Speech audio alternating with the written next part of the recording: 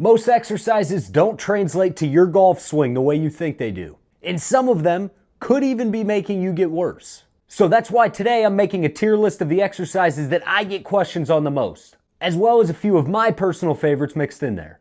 We've got 20 total exercises to rank, so I'm going to start off with the big three: squat, bench, and deadlift. Now remember, this is for specifically golfers. If the main goal is to build as much muscle as possible or to get as strong as possible, these rankings would be significantly different. So we're going to start this off with a bang. We're going to put squats in S tier right away. The reason for this is they are just so versatile. As you've probably seen in some of my other videos, most golf swings have a little bit of a squat in them. From just a squat alone, I could name 10 different exercises. I could throw in lunges in here because that is a squat pattern. I could throw in deep squats in here because that's a squat pattern. Squats are a great movement for not just your golf swing, but overall health. They will also make your legs stronger so that it's easier to walk a round of golf. They'll make it easier to get in and out of your car. These are a great movement and they should be a staple in some way or another in every program. It does not need to be heavy squats all the time, but some form of a squat movement should be in your programming. This includes things like lunges or even single leg squats. Next up, we've got the bench press. Don't get me wrong, the bench press is a great exercise, but for golf specifically, I'm going to have to put this in C.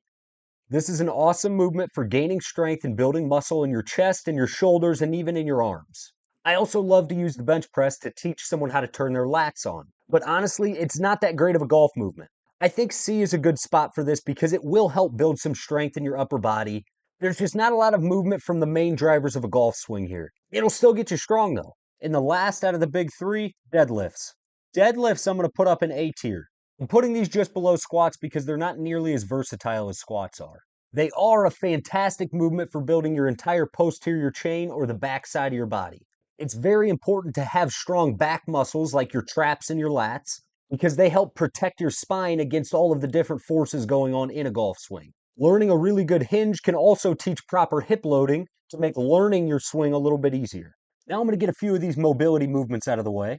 So next up, we've got elephant walks. If you don't know what an elephant walk is, it's a hamstring movement that was made popular by the knee over toes guy probably 5 years ago.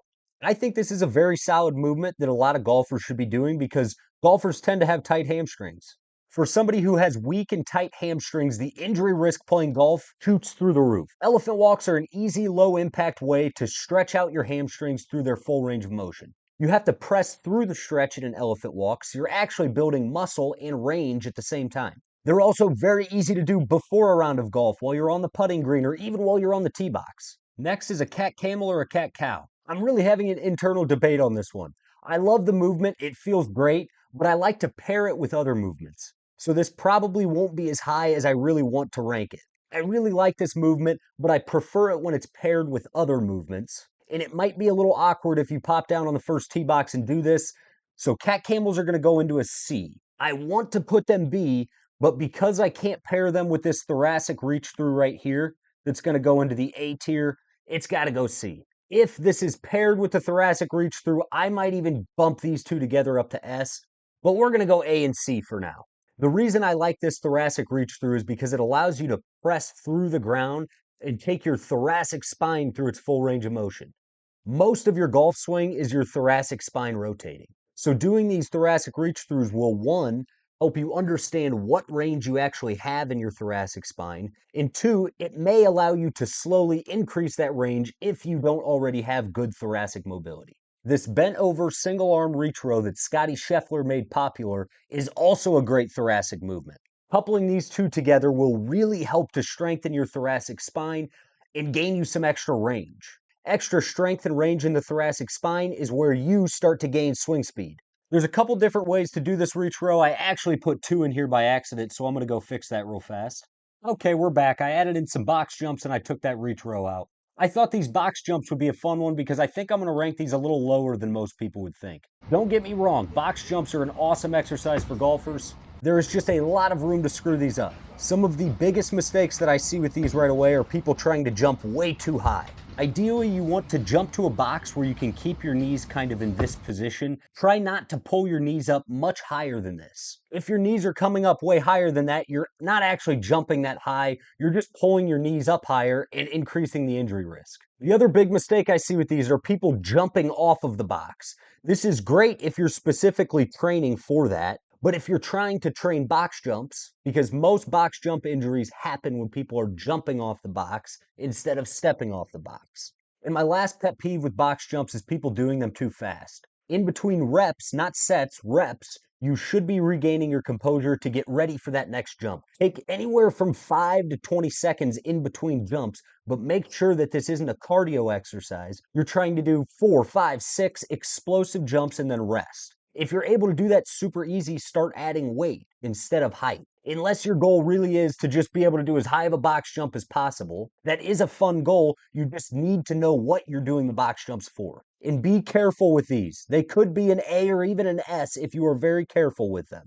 If you're enjoying this video, hit that subscribe button and like this video, please. I appreciate you. Now we're going to have our first D of the day. We're going to put static stretching in D, and specifically static stretching before a round of golf. I think there is a lot of value in static stretching after physical activity because it's going to help your muscles to relax. But static stretching before a round will do just that. It will make your muscles relax before you go do physical activity. That is not what you want. You ideally want extra blood flow and motion in a muscle. So doing things like thoracic reach throughs or even 90-90s, which is another A tier exercise, are going to be so much more beneficial before a round of golf. These 90-90s, however, are beneficial almost any time you do them. This position that you see this guy in right here, 90 degrees with one leg, 90 degrees with the other leg. Sitting in that position, getting more comfortable in that position will be beneficial to you. Learning how to lift your back foot off the floor, learning how to properly lift your back knee off the floor.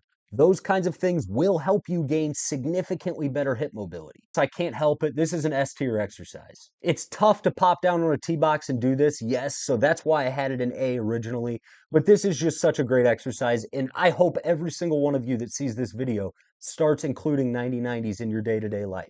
Now we'll get back to some more fun exercises. Overhead press. This guy's got dumbbells. I'm going to include barbell in here as well. This one, similar to box jumps, has the potential to be a very good exercise, but you have to have the proper shoulder strength for the weight that you're using. And then it also mimics the position of your top arm in your backswing. I would prefer most golfers to do something like a landmine press that's going to go in A tier. I love this single arm landmine press because it allows you to load the shoulder in almost the exact same way as the overhead press allows you to. But you can press forward into a much easier range of motion and then drive your hand back and your head forward to get the full range. And the nice piece about this is you can add range of motion to this over time by slowly progressing it. We've got another controversial D tier here. I'm going to go long distance running.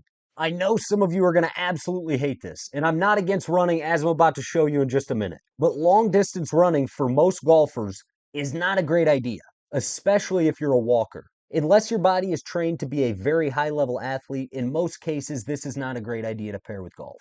It's just too much repetitive motion and stress on joints for most people to do long term. Sprinting short distances, however, and learning how to get faster, I think is one of the best things that you can do for your golf swing. Learning how to generate power from the ground will directly transfer to your golf swing. And as long as you don't full on sprint right away and you slowly build up to this, it's pretty safe too. We're going to go farmer walks next. I'm putting this in C tier. I think farmer walks are a solid exercise, but it really trains your grip for the most part. Grip is great, but I do think there's better golf specific ways to train your grip. If your goal is to grip as much weight as possible, this is an S tier, but that's not what this list is for. Kettlebell swaps are a balance exercise that I really like. This guy's knee looks a bit high in this picture, but the goal is basically to pass this kettlebell from his right arm to his left arm and then back from his left arm to his right arm. I normally recommend about 5 to 6 reps, and if you can do that without tapping your foot, add weight. This is an awesome exercise for training ankle stability, and paired with something like sprints, might even be A tier. Ankle alphabets. This is another ankle movement. This could definitely go in B right next to this, but I don't see a ton of value in this past maybe a month of doing it. I think this is a great general ankle mobility drill for most people to do, and it's an awesome regression to most ankle exercises. But past about a month of doing this, To get the most value out of this exercise, you have to start combining it with other ankle exercises. As I'm looking this over, I have to bump cat camels up. I think I was a little unfair towards that because I do like to pair it with that thoracic reach through. Whether they're a golfer, whether they're a regular person, really anybody can get some value from a cat camel. Next, we've got this behind the neck PVC press. I'm going to put this one at C just because a lot of people don't quite have the range to be able to do this. I would prefer something like a wall angel where you have nothing in your hands. You're sitting up against the wall, you crunch your core and make sure that your belly button is touching the wall. Obviously, not actually, that's just a good thought to have. Think about pinning both elbows and wrists back to the wall and then reaching above your head. It's the same range of motion, it just is a lot easier for most people to get into. Which takes me to this PVC pass through that I absolutely love. Now that I'm looking at this again, I'm going to put this in S tier, bump cat camel down to C officially, because I think that you can get a cat camel out of this PVC pass through. If you really think about rounding your shoulders forward and then rounding your back all the way at the bottom, you'll get the exact same stretch as a cat camel, but it can be done standing on a golf course. Obviously, just use a driver or an alignment stick instead of the PVC pipe. Pass-throughs deserve a little bit more love than just throwing them in with that whole cat camel spiel. This is an awesome exercise for increasing your shoulder's full range of motion. It's fully scalable. The wider your hands go, the easier it's going to be, and then you can slowly work your hands inward to make that exercise harder. Like I said, adding it with that background gets your shoulder through maybe the fullest range of motion that I have been able to find with any exercise. And like I said, it's fully scalable, which is awesome and easy to do on a golf course before, during, after a round. And there's natural load in this because of the tension your body has to create to go through this full range of motion. And last but not least, we have a med ball hip toss. This is going to go at B. I love this exercise for teaching people how to properly use their hips. Starting from a golf posture with that med ball sitting on your hip. See how this guy right here has this med ball just a little further back? I actually, for golfers, like that med ball sitting directly on the hip joint right here.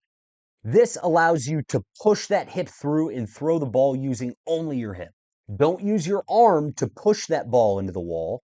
Try to throw it using only your hip and think about following through on a golf swing. I'm going to give you one more little bonus exercise because I thought I put the picture on here, but it's not on here. Okay, we're back. This one I added is a cable golf swing. I've seen this exercise a lot on social media and I've even seen it in gyms before. This isn't a perfect representation because normally someone has this cable right here in the middle or at the very top. And then they try to just make a full golf swing with a bunch of weight on there. This is not a great idea. It's probably going to mess up your golf swing long term. Trying to add weight to the motion and then taking that to a course when there's no weight is just going to screw everything up. So don't do this one.